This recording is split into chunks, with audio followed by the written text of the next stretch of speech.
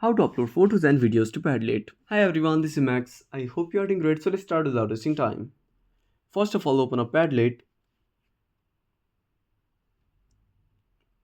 Now tap on create icon. Select blank board.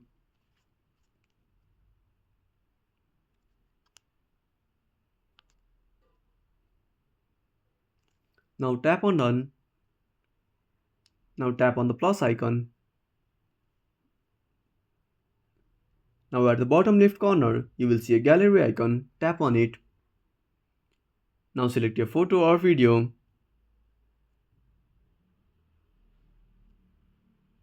Now wait for some time.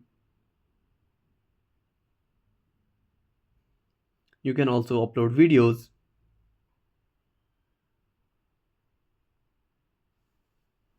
So that's it. If you found this video helpful, smash that like button and subscribe our channel for more awesome content.